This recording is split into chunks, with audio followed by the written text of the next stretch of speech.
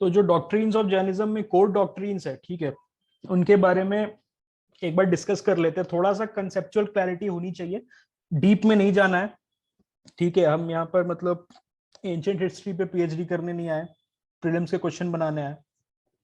अब core Jain doctrines के बारे में बात करते हैं, तो ठीक है, अनेकतावाद, मैनिफोल्ड नेचर ऑफ रियलिटी, स्यादावाद, कंडीशन प्रेडिकेशन, नयावाद, पार्शियल स्टैंड पॉइंट्स, त्रिरत्ना, these are the three gems of Jainism, पंच महावर्ता, तो पंच जैसे हिंदी में पांच को बोलते हैं, तो वहां से आप पता लगा लो कि 5 ग्रेट वाउस, एंड अहिंसा, नॉन वायलेंस, ठीक है। तो अहिंसा इज एट द कोर, जो एकदम जैनिज्म का कोर कंसेप्ट है, दैट इज बेस्ड ऑन अहिंसा, नॉन वायलेंस। तो उसके बारे में हम पढ़ते हैं, ठीक है। अनेकतावाद, doctrine of non absolutism, non one sidedness. तो अनेकतावाद क्या कहता है, that no single point of view is the ultimate truth. मैं कुछ कह रहा हूं, मेरा कुछ पॉइंट ऑफ व्यू है, आपका कुछ पॉइंट ऑफ व्यू है, तीसरे बंदे का पॉइंट ऑफ व्यू कुछ है। तो व्हाट दिस फिलोसफी सेज, या what this doctrine says is that हम तीनों का मतलब जो तीनों का पॉइंट ऑफ व्यू है, मेरा, आपका और जो थर्ड पार्टी का, तो उन तीनों का point of view ultimate truth नहीं है, ठीक है। कुछ ना कुछ गलती या कुछ ना कुछ फ्लॉज तीनों के पॉइंट ऑफ व्यूज में है। तो इसीलिए जो अनेकतावाद है, it encourages use to be pluralistic and relativistic, ठीक है। रिलेटिविज्म और प्लूरलिज्म में आपको बोलता है, right. Doctrine of non absolutism, मतलब एब्सोल्यूट ट्रुथ कुछ नहीं है, एक साइड किसी की नहीं लेना है, कि मतलब ये बंदा जो बोल रहा है वही सत्य है, ये जो दूसरा बोल रहा है वो गलत है, ठीक है। तो अनेकतावाद बेसिकली ये है। तो आई थिंक ये तो काफी इजी कंसेप्ट था। इसमें आप थोड़ा सा आगे आ जाओ, नीचे देखो, ये कहता है कि केवलिंस, ठीक है, I don't know if I am pronouncing it right, केवलिंस जो है, दे आर दी ओमनिशिएंट बीइंग्स, उनको ही सिर्फ एब्सोल्यूट ये ट्रुथ के बारे में पता है, ठीक है। All other beings are capable of only partial knowledge, only the केवलिंस who are the omniscient beings, जिनको सब पता है within the Jain philosophy, तो they can only comprehend objects in all aspects and manifestations, right. Coming to this second जो हमारा theory है, that is स्यादावादा, ठीक है। All judgement are conditional, holding good in only certain conditions and circumstances और sense. तो ये एक बहुत ही ब्यूटीफुल कंसेप्ट है। इसको देखो, इसमें क्या कहता है, दैट, एक मिनट, राइट, क्या कहता है, दैट जो हमारा जजमेंट्स है, जैसे हमने किसी को जज किया उसके एक्शंस पे, तो that holds true only in particular circumstances, सिर्फ किसी सर्कमस्टेंसेस में वो सही है, बाकी में नहीं। उसके बाद नयावाद जो है, it describes reality from different point of view. आपकी रियलिटी डिफरेंट है, मेरी रियलिटी डिफरेंट है, किसी दूसरे बंदी की रियलिटी डिफरेंट है, ठीक है। तो वो नयावाद का मतलब पूरा कंसेप्ट है। अब पंच महाव्रता के बारे में, जो 5 ग्रेट वाउज जो लेते हैं जैन मंक्स, ठीक है, उसमें पहला है अहिंसा, that no living being has the right to harm, injure और kill any other living beings, ठीक है। अब यार यहाँ पर थोड़ा सा हमें ना अपना मतलब we have to open our minds. यहाँ पर आप थोड़ा देखो एग्जाम पॉइंट ऑफ व्यू से, GS4 एथिक्स, ये वाला जो पेज है, इसको थोड़ा आप अगर नोट डाउन कर सकते हो तो नोट डाउन कर लो। GS4 में बहुत काम आने वाला है आपके। अगर आप इसको किसी तरीके से अपने क्वेश्चंस में, अगर नॉन वायलेंस का क्वेश्चन है या इस टाइप का क्वेश्चंस है, उसमें अगर आप कर सकते हो इसको इंक्लूड जैन डॉक्ट्रिन्स को, तो ये मतलब this will fetch you very good marks. GS1 में भी पॉसिबल है, अगर सोसाइटी में उस टाइप का question generalist point of view से क्वेश्चन आता है तो आप कर सकते हो। बट GS4 में तो बहुत इंपॉर्टेंट है, बकायदा कोचिंग में पढ़ाया जाता है अलग से। जो GS4 एथिक्स के टीचर्स हैं, दे टीच ये बुद्धिस्ट एंड जैन फिलोसफी। तो एक बार अगर ये इसका कंसेप्ट आपको है ना, तो this will serve you very well in your this thing, ये GS4 के पेपर में। तो थोड़ा कंसेप्ट आप क्लियर रखना, और ट्राई जब आप आंसर राइटिंग करोगे, जो आंसर राइटिंग हमारा इनिशिएटिव, उसमें आप आंसर राइटिंग करोगे, तो ट्राई की अगर इफ पॉसिबल तो ये जैन फिलोसफी का आप इंक्लूड करो, ठीक है। तो you have to be creative, कि जैसे अभी हम ये सोच के आप नहीं पढ़ो कि प्रीलिम्स के लिए पढ़ना है। अगर कोई इस टाइप का आ रहा है, ठीक है, तो लिंक इट। ओके, तो 4 फॉर्म्स ऑफ एग्जिस्टेंस, जो जैन फिलोसफी है वो 4 फॉर्म्स ऑफ एग्जिस्टेंस को मानती है। दैट इज देवा, गॉड, मनुष्य, दैट इज ह्यूमंस, नरकी जो पाताल लोक में रहते हैं, जो हेल बींग्स है, ठीक है, तीर तीरयचना यंचा, ठीक है, एनिमल्स एंड प्लांट्स। तो ये जो एग्जिस्टेंस है इनमें से किसी को भी हार्म नहीं करना है जैन फिलोसफी में। ना आपको देवास को हार्म करना है, ना आपको मनुष्यास को हार्म करना है, ठीक है, ना आपको हेल बींग्स में जो पाताल लोक में रहते हैं उनको हार्म करना है, ना आपको एनिमल्स एंड प्लांट्स को हार्म करना है। ओके, तो जो सेकंड है पंच महाव्रता में, उसमें ट्रुथ है, सत्या, थर्ड है non stealing, then fourth is celibacy, chastity, अपना जो लस्ट है उसको मतलब कंट्रोल में रखना, then your fifth is non attachment and non position. इस मटेरियल वर्ल्ड से मेरा कोई वो नहीं है, अटैचमेंट नहीं है। तो ये 5 वाउज लेते हैं, ठीक है। अब वाउज होते हैं 2 टाइप का, महाव्रतास फुल वाउज, ग्रेट वाउज, और अनुव्रतास स्मॉल और पार्शियल वाउज। महाव्रतास में है दैट आई थिंक ये जो मंक्स होते हैं उनका फाइनल जो इनिशिएशन होता है, तो वो दे कीप इट, मतलब एक जो as close as the teaching of जिनको जाना है लॉर्ड महावीर, वो लेते हैं महाव्रतास। और अनुव्रतास है, एज पर माय अंडरस्टैंडिंग, ये आपके डेली लाइफ में जो छोटा छोटा वाउज होता है उनके लिए होता है, ठीक है। ओके, आई थिंक टीएसबी भाई, अनेकांतवाद, ओके, अनेकांतवाद, ओके, अनेकांतवाद तो अनेकतावाद नहीं होता है, अनेकांतवाद होता है। ओके, नो इश्यूज, कोई बात नहीं भाई, चलो। तो अभी जैसे हम बात कर रहे हैं अनुव्रतास और महाव्रतास के बारे में, तो अनुव्रतास है जैसे मान लो जो जैन धर्म को मानने वाले हैं, ठीक है, तो they can keep it small vows, like मैं झूठ नहीं बोलूंगा, मैं स्टील नहीं करूंगा, तो these are like small vows. और जो अगर जो पूरा वाउज लेता है and who renounces this material world, तो उसके लिए, and he follows the teaching of proper teaching of Lord Mahavir, तो उसके लिए महाव्रतास होता है। तो ये अब क्वेश्चन कैसे उठेगा इसमें से, देखो, महाव्रतास एंड अनुव्रतास are integral part of which sect या विच रिलीजन, तो 4 ऑप्शन आपको दे देगा, ठीक है। Highest form of death through meditation and fasting, और जो इनका जो मानना है दैट आपने ये मतलब ये तो आई थिंक न्यूज में काफी रहा है, सले खाना।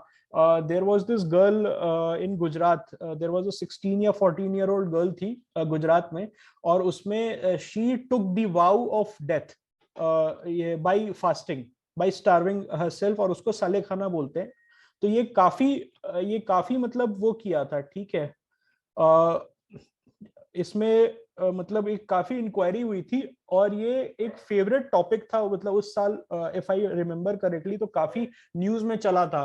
और ये इसमें इंक्वायरी भी बैठी थी बाय द सुप्रीम कोर्ट, ठीक है। और ये आर्टिकल मतलब फंडामेंटल राइट्स के बारे में, दैट क्या जुवेनाइल्स को अलाउड है मतलब ये इस टाइप का करना, बिकॉज क्या होता है जो हमारा जो सिस्टम है, लीगल सिस्टम है, इट सेज कि 18 साल तक या 16 साल तक या 18 साल तक आप जो जुवेनाइल्स है, they do not have a sense of judgement, ठीक है। इसीलिए अगर ये इफ यू हैव ये 17 साल, जैसे मान लो कि 17 साल काफी सारे केसेस आते हैं that 17 year old girl and 20 year old boy, तो they get it into a ये फिजिकल रिलेशनशिप, तो that is called statutory rape.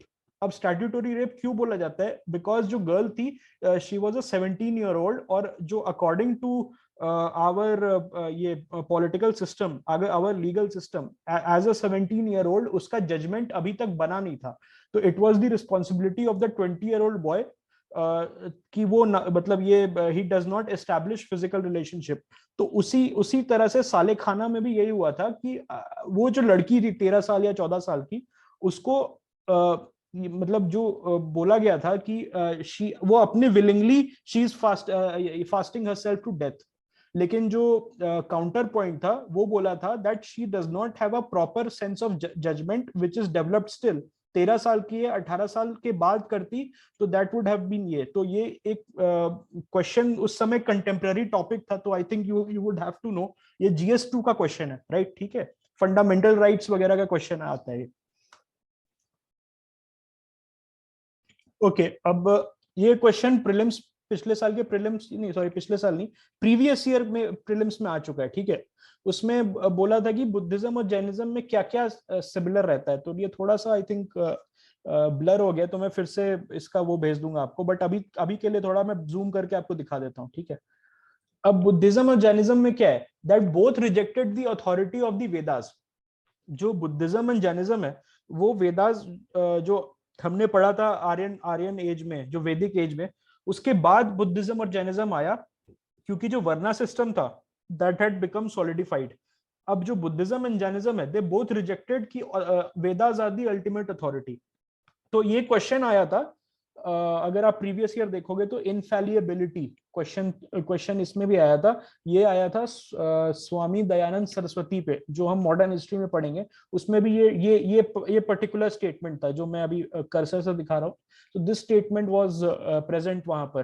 तो Buddhism and Jainism they both rejected authority of the Vedas, emphasis on renunciation and human effort as the means of obtaining salvation। तो जो Buddhism and Jainism both religion का क्या emphasis था, that was कि आप अपने effort से, ह्यूमन के, एज अ ह्यूमन आप अपने एफर्ट से आप अपना खुद का मोक्ष प्राप्त करोगे, आप अपने अपने आप को लिबरेट करोगे। तो ये बोथ बुद्धिज्म और जैनिज्म का कंसेप्ट था। बुद्धिज्म याद करो, हमने कल क्या लास्ट क्लास में क्या पढ़ा था, दैट बुद्धिज्म में जो हिनायानिस्ट थे, बुद्धिज्म में दो था ना, हिनायान एंड महायान। हिनायानिस्ट जो थे वो क्या बोले थे, सेल्फ डिसिप्लिन और मेडिटेशन के थ्रू हमें वो मिलेगा, निर्वाण मिलेगा और हमारा सैल्वेशन होगा। उस तो ये जो पॉइंट है, सेकंड पॉइंट है, उसमें आप देख सकते हो कि ये actually it holds true. Jainism में भी वही है, दैट आपको वाउज लेना होता है। अभी हमने पढ़ा था अनुव्रता और महाव्रता के बारे में, ये देखो। तो इस तरीके से ह्यूमन एफर्ट यहाँ पर क्या लगा, अगर आपने कुछ वाउज लिया कि मैं झूठ नहीं बोलूंगा, दैट इज ह्यूमन एफर्ट। अगर आपने वाउ लिया कि मैं मेडिटेशन करूंगा, तो that is a human effort. तो वहां से आपको सैल्वेशन मिलेगा। तो ये बुद्धिज्म एंड जैनिज्म का था, याद रखना, बिकॉज क्वेश्चन आ चुका है। तो nothing is stopping, again I will say, nothing is stopping UPSC from asking the same question albeit in a different manner। ठीक है। थर्ड देखो, established a monastic order for both men and women. Women का क्या था कि Vedic age, towards the end of the Vedic age में women का जो स्टेटस था दैट हैड गॉन एकदम लो। उसके वजह से जो बुद्धिज्म एंड जैनिज्म है, they focused on the emancipation of women. ठीक है। जैनिज्म में लाइक बुद्धिज्म इट इज, ये बार बार मैं यार एस्थेटिक लिख रहा था, एथिस्टिक है। ठीक है। वो जैनिज्म है वो भी फंडामेंटली एथिस्टिक है, और उसमें गॉड्स को उतना इंपॉर्टेंस नहीं दिया गया जैनिज्म और बुद्धिज्म में। This is one of the similarity between Jainism and your Buddhism. People of all caste and social background were welcomed. तो हमने जैसे लास्ट क्लास में पढ़ा था, बुद्धिज्म में भी सेम था, that everyone irrespective of their caste and their social standing was welcomed into the संघास, बुद्धिस्ट संघास। तो उसी तरह से जैनिज्म में भी जितने भी इनके संघास थे, तो उसमें एवरीवन वाज ये इन्वॉल्व। यहाँ पर देखो, very important, I can not stress enough, because जो मैंने प्रीवियस ईयर का एनालिसिस किया है उसमें दिस बिकम्स वेरी इंपॉर्टेंट। एक तो यार एज जैन मंक्स इंपॉर्टेंट है ये पढ़ना, ठीक है, और इंडिविजुअली पढ़ना इंपॉर्टेंट है। भद्रबाहु कौन थे, दिवाकरा कौन थे, जिनासेना और हरिभद्रा कौन थे। ठीक है। तो ये हम अभी तो जैसे आज के क्लास में we are getting the concepts right. ठीक है। एक बार जब हम एडवांस कोर्सेज में जाएंगे, एक बार हम जब अपने रिवीजन साइकिल्स में जाएंगे, तो ये इनके बारे में हम डिटेल में पढ़ेंगे, because Jinasena was asked in your previous year prelims. तो जिनासेना अगर प्रीवियस ईयर में आ गया है, तो UPSC can ask about Divakara, he can UPSC can ask about Haribhadra. Bhadrabahu के बारे में नहीं पूछेगा, because Bhadrabahu is common knowledge, और आजकल यूपीएससी सिंस उसका जो क्वेश्चन बैंक है वो एग्जॉस्ट हो गया है, तो इट इज अवॉइडिंग ये रेगुलर नेम्स, तो Bhadrabahu is a very prominent name in your Jain religion, तो इट विल अवॉइड इट। और इस तरीके से पूछेगा दैट आपको पता नहीं हो और वो आपका गलत हो जाए, तो वो एक strategy UPSC ancient and medieval में अपना रहा है, तो just keep this in mind. और वुमेन मेंडिकेंट्स या वुमेन जो साध्वीज थी, दे वर ऑल्सो ये welcomed into the Jain fold and she was called Aryika और साध्वी। यार क्वेश्चन आएगा, स्टेटमेंट मैं दे रहा हूँ, वुमेन साध्वीज या women sages were not allowed in Jainism. चार स्टेटमेंट है, उसमें से एक स्टेटमेंट है women sages were not allowed, it is a negative statement. यहाँ आप पढ़ रहे हो that women mendicants were allowed, Aryika और साध्वीज उनको बोलते थे, ठीक है। आप उसको हटा दोगे तो there is a very good possibility कि आपके जो एमसीक्यू के ऑप्शंस है उसमें भी एलिमिनेट हो जाए। तो इस तरीके से आप क्वेश्चन बनाओ। एक बार फिर बता रहा हूँ, जैन मंक्स में जैसे भद्रबाहु, जिनसेना, हरिभद्रा, दिवाकरा, इनको डिटेल में पढ़ना, किसके कोर्ट में थे, किनके पैट्रोनेज में थे, दिस इज इंपॉर्टेंट। बट आज हम we are focusing on our concepts, तो ये we'll come back in our booster course, ठीक है। Spread and influence of Jainism, अब थोड़ा सा देख लेते हैं कि स्प्रेड कैसे हुआ। तो ये सब जो है ना, ये जीएस1 के पॉइंटर्स के लिए इंपॉर्टेंट है। जीएस1 में थोड़ा बहुत आपको नॉलेज होना चाहिए। अगर थोड़ा सा ना, आजकल क्या हो गया है दैट इन योर ये जीएस1 में जो रहता है आपका आर्ट एंड कल्चर का पोर्शन, उसमें UPSC rather than asking about art and culture directly, अब वो ना थोड़ा सा जनरलिस्ट क्वेश्चंस पूछ रही है। अगर आप आंसर राइटिंग हमारे साथ कर रहे हो ना, तो वहां पर यू वुड नो, क्योंकि हम उस टाइप के क्वेश्चंस हमने आई थिंक परसों या 3 दिन पहले किया था बुद्धिज्म पे, टॉलरेंस पे। तो वहां पर उसी तरह से जैनिज्म के भी कुछ पॉइंटर्स आपको दिमाग में रख लेने चाहिए, ठीक है। तो उसका जो अब देखो, जीएस1 के पॉइंट ऑफ व्यू से हम ये पढ़ रहे हैं, स्प्रेड फैसिलिटेट हुआ था बाय द यूज ऑफ प्रकृत लैंग्वेज। संस्कृत को डिस्कार्ड कर दिया गया था, प्रीचिंग में प्रकृत लैंग्वेज हुआ था। बुद्धिज्म में पाली हुआ था, यहाँ प्रकृत हुआ है, ठीक है। दोनों ने, बुद्धिस्ट एंड संस्कृत दोनों ने डिस्कार्ड किया, सॉरी बुद्धिस्ट एंड जैन ने दोनों ने डिस्कार्ड किया संस्कृत को। Why? Sanskrit was the language of the elites, ठीक है। इट वॉज, संस्कृत की नॉलेज सबको नहीं थी। It was called the language of the gods, it was called the language of the elites. उस समय के मतलब उस समय की सोसाइटीज में प्रकृत लैंग्वेज बोली जाती थी। जब बुद्धिज्म था तो वहां पाली लैंग्वेज था, ठीक है। तो जो जनता बोल रही है उस लैंग्वेज में ही उन्होंने उसको प्रीचिंग की, तो जनता ने कनेक्ट किया, ठीक है। Patronage, Chandragupta Maurya, he became an ascetic himself, इनके बारे में हम पढ़ेंगे। पैट्रोनेज मतलब जैसे हमने बुद्धिस्ट में पढ़ा था ना कि कुछ किंग्स ने पैसे वैसे दिए थे, उनका मतलब फैसिलिटीज प्रोवाइड की थी फॉर दी काउंसिल्स वगैरह के लिए, और अपने कोर्ट में जगह दी थी बुद्धिस्ट मंक्स को। याद है उसमें से कौन कौन थे? इफ यू रिमेम्बर, अशोक थे, हर्षवर्धन, याद है लास्ट क्लास में हमने पढ़ा था। उसी तरह से जैन्स को भी पैट्रोनेज मिला था, चंद्रगुप्त मौर्य एंड खारावेला। और ये हाथी गुम्फा है, it is a cave in Orissa. तो वहां पर काफी मतलब इंट्रिकेट जैन इन्फ्लुएंस्ड ये है, आर्ट फॉर्म्स है, तो उसको भी हम डिटेल में पढ़ेंगे। अब Kharavela is an important figure, ठीक है, क्योंकि he is also related to your Udayagiri and Khandagiri cave in Orissa. तो these are important sites for your ये यूपीएससी प्रीलिम्स। तो वो भी डिटेल में हम करेंगे। एक बार आपको मतलब दिखा देता हूँ, जो भी चीज यहाँ पर मैंने लिखी है, जैसे खारावेला है एंड चंद्रगुप्त मौर्य है, तो everything need to be done in detail, बार बार करना पड़ेगा और छोटी छोटी चीजें करनी पड़ेगी, कंसेप्चुअल क्लैरिटी रहना पड़ेगा, only then you will be able to do that. तो पैट्रोनेज में याद रखना दैट चंद्रगुप्त मौर्य और Kharavela gave patronage to the Jains, ठीक है। अब यार इंपॉर्टेंट है, ये देखो जल्दी देखो, Jain council first council, last time हमने पढ़ा था बुद्धिज्म में 4 काउंसिल्स हुए थे टोटल, जैन्स में 2 काउंसिल्स हुए थे। जो फर्स्ट काउंसिल हुआ था वो 300 बीसीई में हुआ था, ओके। वो हुआ था स्थूल भद्रा जी के चेयरमैनशिप में, और पैट्रोनेज मिली थी चंद्रगुप्त मौर्य के इसमें। और फिर कंपाइलेशन हुआ था 12 अंगास का, जो हमने पढ़ा था ना, सूत्रास या टेक्स्ट वगैरह, जो मेन टेक्स्ट थे उसके। पहले क्या था, जैन्स ने ओरली स्टार्ट किया था प्रीचिंग, एक गुरु से दूसरे अपने शिष्य को, शिष्य became guru, then he also orally preached. But जो फर्स्ट काउंसिल हुआ था, जैन काउंसिल, वहां पर it was compiled written text में, ठीक है।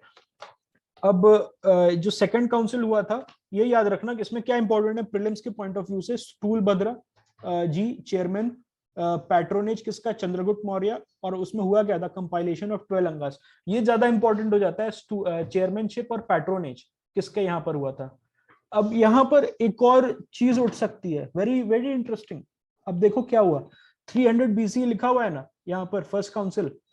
UPSC has started asking chronological way में। मान लो कि 4 आपको इवेंट्स दे दिया जाएगा और यू हैव टू मतलब डिसाइफर कि पहले कौन सा हुआ था, बाद कौन सा हुआ था। तो यहाँ पर कैसे करेंगे, मतलब इट इज लग रहा है कि बहुत मतलब टफ है, ठीक है, लेकिन टफ नहीं है। तो चंद्रगुप्त मौर्य याद रखना, तो मौर्य डायनेस्टी के समय में फर्स्ट काउंसिल हुआ था, तो you will be able to मतलब फिर वहां पर इंटेलिजेंट वे में आप क्रोनोलॉजी बना सकते हो, ठीक है।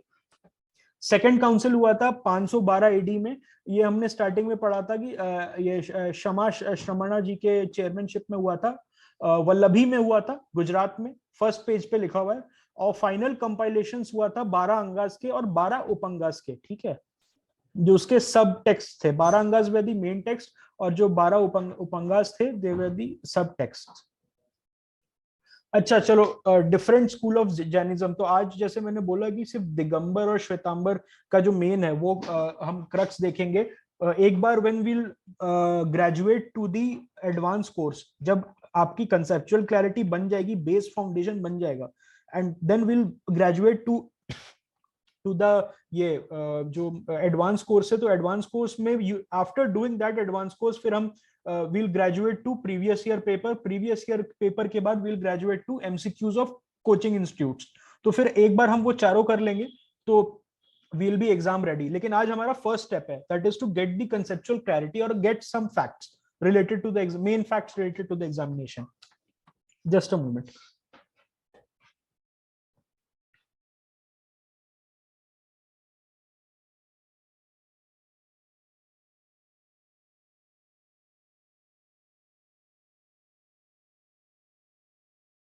Yes, I think okay. तो क्षमा श्रमणा, आई थिंक ये थोड़ा सा इशू रहता है बिकॉज बुद्ध को बुद्धा एंड देन ये राम को रामा, तो ये थोड़ा इंग्लिश टू हिंदी रहता है। तो आई थिंक उतना आप मतलब उसको आप इग्नोर कर सकते हो। मेन है कि यार टेक्स्ट में हमें सही रहना चाहिए, बाकी वो we can have a discussion also कि क्या इशू है इसमें। तो लेट अस मतलब नॉट गेट डिस्ट्रैक्टेड। एक बार हम देख लेते हैं डिफरेंट स्कूल्स ऑफ जैनिज्म, जो मेन स्कूल्स है। अब नेक्स्ट कोर्स में हम दिगंबर और श्वेतांबर का सब टेक्स्ट पढ़ेंगे, सब सेक्ट्स पढ़ेंगे, बट आज जो मेन दिगंबर श्वेतांबर है, तो इसके पीछे का स्टोरी जान लो पहले। क्या हुआ था दैट इन 298 BC, ठीक है, there was a very serious famine in your Magadh. बहुत बड़ा अकाल पड़ा था उस समय, मतलब इट वाज सो इंटेंस। अगर आप ये पढ़ोगे, उस समय के टेक्स्ट वगैरह पढ़ोगे, या उस समय के जो मतलब कौटिल्य पे कमेंट्री है, ये चाणक्य पे कमेंट्रीज है, तो उसमें आपको पता रहेगा दैट मगध में बहुत एक फैमिन पड़ा था एंड कभी देखा नहीं गया था उस तरीके का, बहुत लोग मरे थे उसमें। एंड ये योर मतलब उस समय क्या हुआ था दैट मेनी, जो उस समय मगध था, Magadh was is your present day Bihar.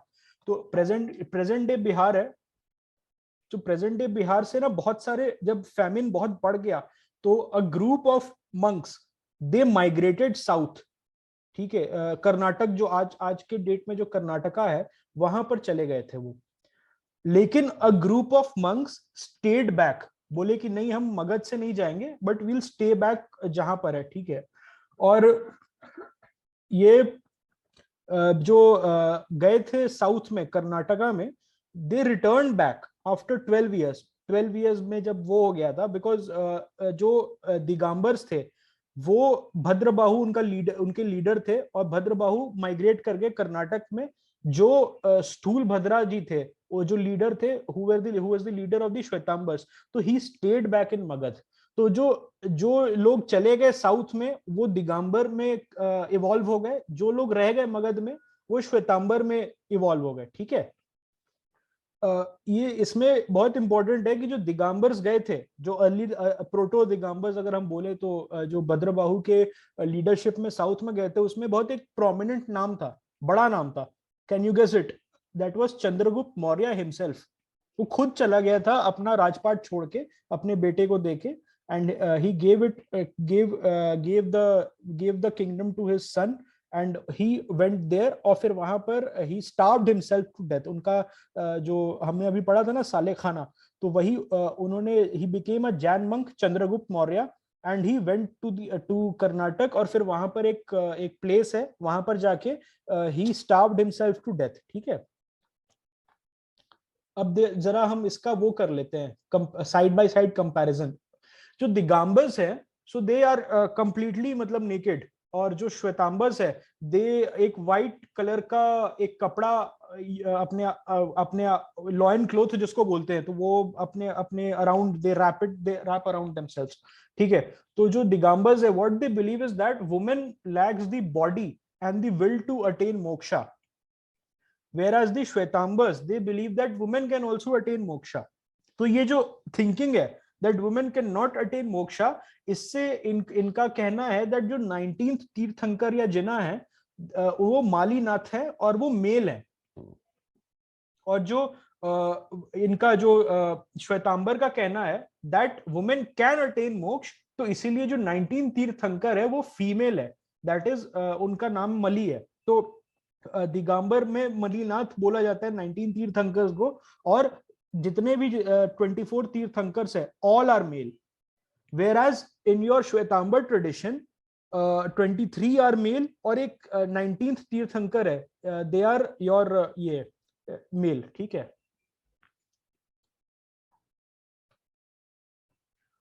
ओमनिशिएंट is freed from the need of ordinary existence. जो जिनको सब कुछ पता है, जो जैन ट्रेडिशन में हमने पढ़ा था ना कि ओमनिशिएंट बीइंग्स, किसी को हर किसी को पार्शियल ट्रूथ है, ओमनिशिएंट्स जो हैं उनको सिर्फ एक परफेक्ट ट्रूथ है, ठीक है।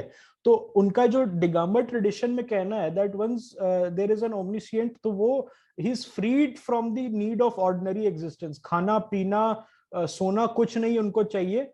बट जो श्वेतांबर्स है, जो उनका कहना है दैट दे जो ओमनिशिएंट है they also need food and rest, they also need जो मटेरियल थिंग्स है उसका उनको नीड है, ठीक है। इनका कहना है दिगंबर का that Mahavira never married and he was मतलब स्टार्टिंग से वो एक सेलिब्रेट थे और कभी गृहस्थ नहीं हुए, whereas जो श्वेतांबर्स है they believe that Mahavira married and he married ये and he had a daughter also, और फिर मतलब ये स्टोरी जो महावीर के बर्थ के अराउंड और जो उनका लाइफ के अराउंड स्टोरी है, तो वो डिफर करता है दिगंबर्स एंड श्वेतांबर्स में, ऑलराइट। अब तीर्थंकर्स के जो आइडल्स है they are nude in your Digambar tradition, और जो तीर्थंकर्स के आइडल हैं they wear loin cloth in your Shvetambar tradition. अभी हम देखेंगे, एक बार हम उसमें ग्रेजुएट अपने इस पे चले जाते हैं पीपीटी में, ठीक है।